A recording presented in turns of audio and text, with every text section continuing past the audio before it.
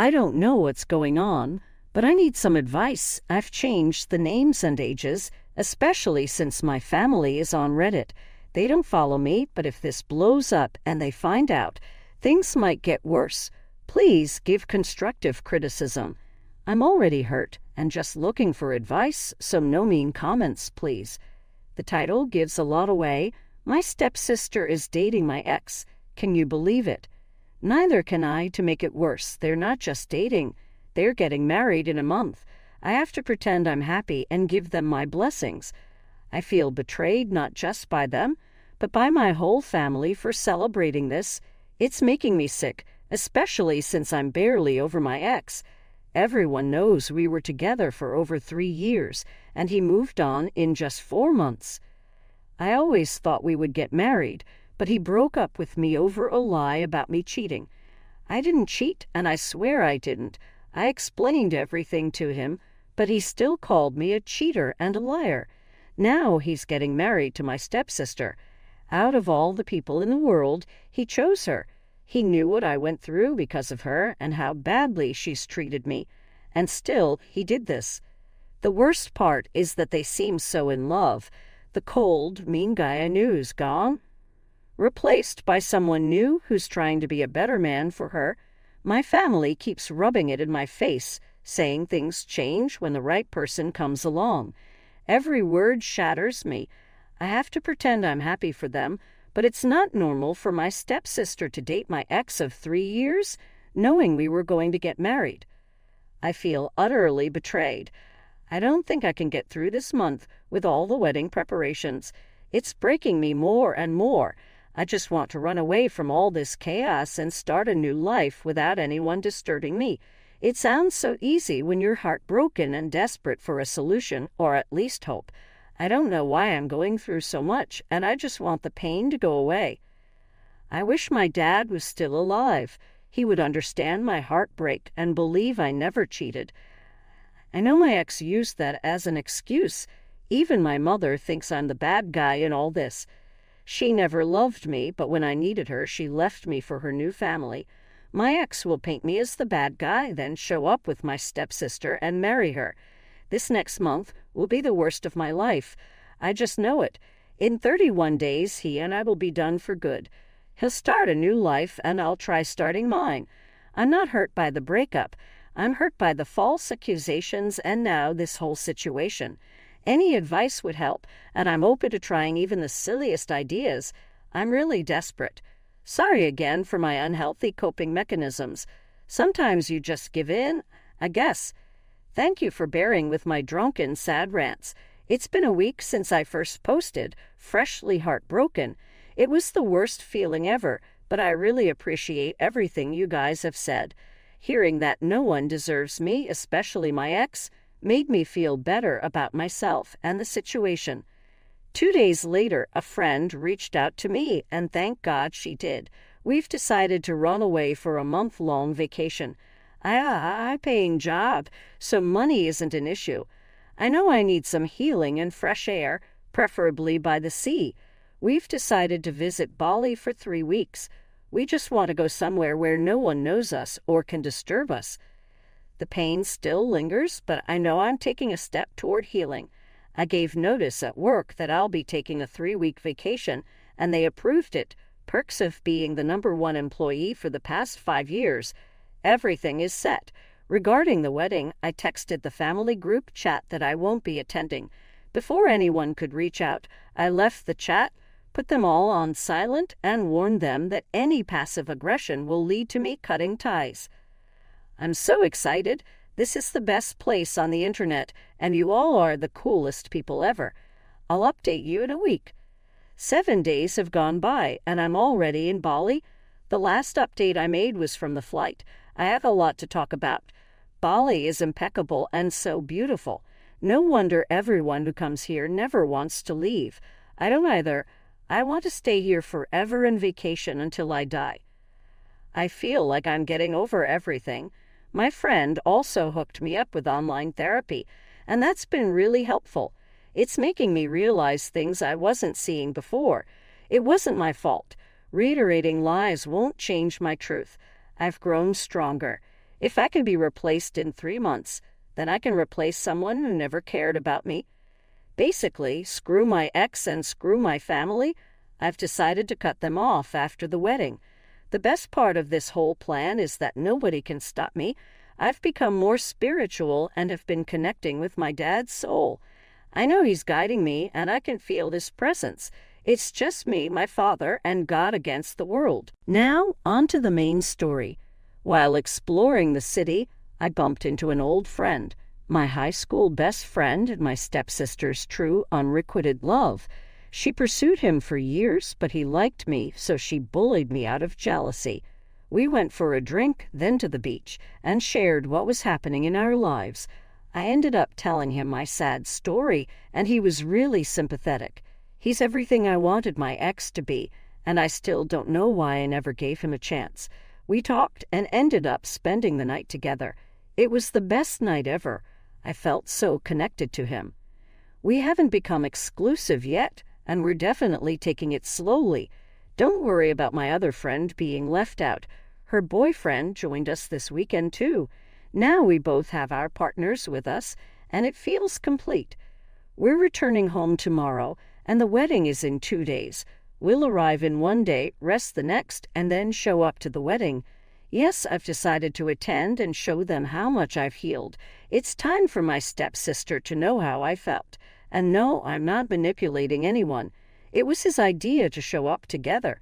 This is going to be the best Sunday of my life. So, the final update for this post. I did what I had to do, and I wish you all could have seen the drama unfold. I showed up dressed up with my boyfriend. We're not official yet, but we introduced each other as that. Everyone assumed I wouldn't come because they thought I was too ashamed after everything. I went to my sister, and she was shocked and almost crying when she saw my boyfriend with me. She started yelling and calling me names for bringing the love of her life to her wedding. I stood my ground and told her if she can marry my ex, I can at least date the guy who never liked her in the first place. My mother told me to leave, but I stayed. My ex saw me and was surprised. When my sister told him the whole thing, she accidentally let slip that she paid my ex's best friend to lie about me cheating. My ex was shocked, and so was everyone else. It made sense. My stepsister was the culprit all along. The wedding was called off, and now my ex is trying to get back into my life. Poor him. Honestly, I won't forgive any of them or let them back into my life. That's all for now. If anything happens, I'll update sooner. This feels like a novel or movie, but it's all true. Thanks for following along. Have a good life ahead. My ex is so embarrassing. Lol. Next story. I'm a 25-year-old woman who recently moved to the country. I've been living with my brother, who's 44, and my sister-in-law for the last 3 months while I arrange my documentation and establish myself here. I help around the house, wash my clothes, and make food for myself and my brother to take to work. I also pay for my share of the house bills and groceries. I'm grateful to stay here, but some things my brother says make me feel like a bad person. He questions why I don't iron their clothes, criticizes the type of sausages I use, and expects me to clean his dishes without reciprocating. He doesn't knock before entering my room, and my sister-in-law did a cleaning inspection in my room which felt like an invasion of my personal space. Now my sister-in-law is getting knee surgery this week and will be recovering at home for the next 6 months. I'm working from home, and we will be expected to do the chores. This feels overwhelming, and my anxiety is through the roof. I found a place to stay and intend to move out this week because I don't want to be treated this way. I haven't told them yet. Am I the ashhole if I move out now, knowing they'll expect me to take care of my sister-in-law? Update. Thank you to everyone for the kind words and helping me understand my situation better. I finally managed to move my things yesterday while my brother and sister-in-law were away. I waited outside for him to return from work so he couldn't escalate the situation. When he arrived, I told him I was moving out today to a new place and thanked him for letting me stay. We didn't have a big fallout as I expected because I think he knew I was planning something. I'm happy he didn't cause a big scene and I was able to get out, not the asshole. They were nice to let you stay, and you contributed positively to their lives. They did something that made you uncomfortable, and you have good reason to think it will get worse. You have every right to move out. You need peace to work from home effectively. Wow, OP, I'm sorry you're being treated that way. You're not a cleaner and cook, and that's basically how they're treating you, invading your space. You need to move out. If they start guilt-tripping you, be honest and tell them that how you were treated was impacting your mental health and you need your own space. Next story. My dad met my former stepmom, Sarah, when I was 9. They got married, and she was basically a third parent to me. We went on family vacations, she helped with homework, and came to my games and activities. A year or 2 ago, we found out my dad cheated, and they divorced. I told my dad I wasn't cutting Sarah out of my life just because she wasn't his wife anymore, and he said, "We'll see." Sarah and I still talk and meet up from time to time. My dad has been dating Anne for a while. I met her around Thanksgiving, and he keeps trying to make me bond with her, but I don't want to. She's annoying. She's invited me to go shopping, have lunch, and get our nails done, but I have no interest. The Saturday before Mother's Day, we were with my dad's family for a barbecue. Anne was there. My aunt mentioned a story that included Sarah and said she hopes she's good. I said she is, and my aunt asked if we're still in touch. I said yes, we're actually getting dinner on Monday so I can give her a Mother's Day gift. My dad asked, her gift. For what? I said, Mother's Day. She was my stepmom for over 15 years, I said. He replied, well, she's not anymore. I ignored him and started talking about something else. I spent Mother's Day with my mom, but Sunday night my dad called and said he doesn't think I should be in contact with Sarah anymore. He said it hurt Anne's feelings when I told him I was meeting Sarah for dinner and got her a gift. He said it's wrong since I won't even put in the effort to get to know Anne and didn't give her anything for Christmas. He suggested I get Anne something small for Mother's Day. I asked why, saying, she's not my mom. He replied, I know, but she's my girlfriend and I'm your dad. You should put in more effort. I told my dad that being in my life is an equal opportunity and I don't owe Anne anything. He said I was being stubborn and needed to grow up. Not getting to know Anne has nothing to do with Sarah. Before my dad met Sarah, his girlfriends were weird.